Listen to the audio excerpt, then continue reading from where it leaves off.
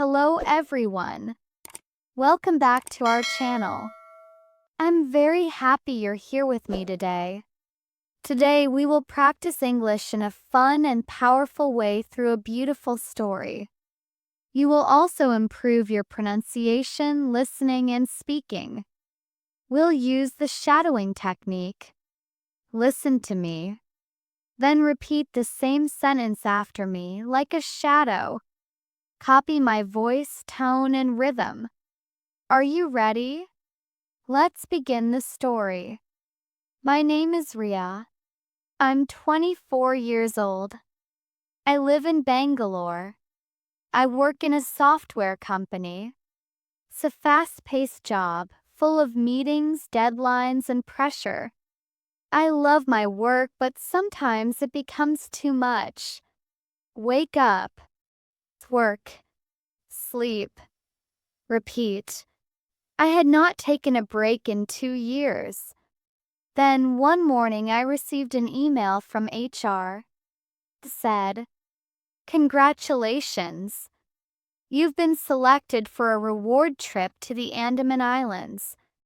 You'll spend 5 days at a luxury resort, fully paid by the company." I couldn't believe it. A free trip? To the islands? Just for doing my job? I felt so happy, like a child. My heart danced with joy. I started packing that evening. I selected my favorite dresses, a beach hat, sunscreen, and my camera. But I was also a little nervous. Who were the other people going? Would I be alone the whole time? What if I didn't connect with anyone? Still, I smiled and whispered to myself, "Let's find out." At the airport, I met the other 2 employees. The first was a cheerful girl named Ankita. She was talkative and warm. We clicked instantly. The second person was a guy, tall, wearing glasses, with calm eyes and a polite smile. His name was Kabir. He worked in the design team, a floor above mine. We had never spoken before. He nodded and said, "Nice to meet you, Ria." His voice was calm. Something about him felt peaceful. The flight was short but beautiful. I sat by the window and watched the clouds float below like cotton candy. When we landed, the sea breeze touched my face. It felt like freedom. Car was waiting for us. Took us to a beautiful beach resort. Palm trees, white sand, blue water, just like a dream. I was given a wooden cottage with a small balcony facing the ocean. The bed was soft. The room smelled of fresh flowers. I sat on the balcony that evening, watching the sun melt into the sea. For the first time in months, I felt relaxed. That night, we all met for a welcome dinner. There were fairy lights in the trees, soft music in the background. The smell of grilled food filled the air. We sat on a table near the sea. Waves crashed gently behind us. Kita kept talking. Kabir listened quietly, and so did I. Then Kabir turned to me and asked, "Do you like your job?" I said, "I do. But sometimes I feel like I'm losing myself in it." He nodded. "I know what you mean.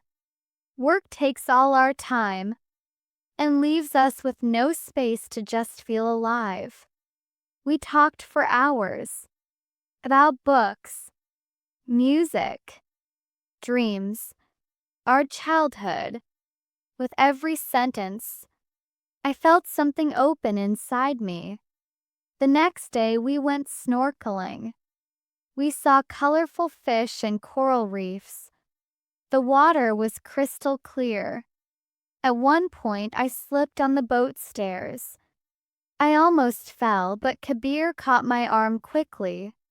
He smiled and said, "Don't worry, I won't let you fall."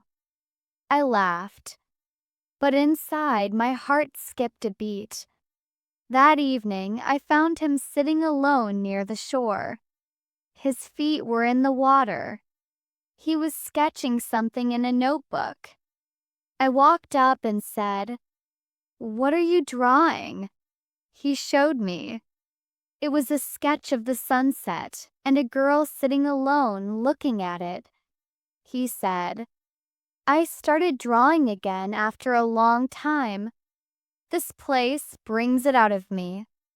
I said, "I feel that too, like I can breathe again." We sat together, watching the stars appear one by one. He looked at me and asked, "When was the last time you felt truly happy?" I paused and softly said, "Maybe now." On the third day it rained.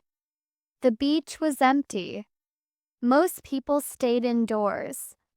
But I took my umbrella and walked to the beach anyway. There, under a tree, I saw him again, Kabir, sitting alone in the rain. He looked up and smiled. "You again," he said. I smiled back. Maybe the universe wants us to meet again and again. We laughed. Then he said something I'll never forget. "You know, I didn't expect anything from this trip. I thought it would be boring. But you've changed that." He looked into my eyes and said softly, "I like talking to you. I like being with you." I felt my heart melt. I replied, "Me too." On the last night, there was a bonfire dinner.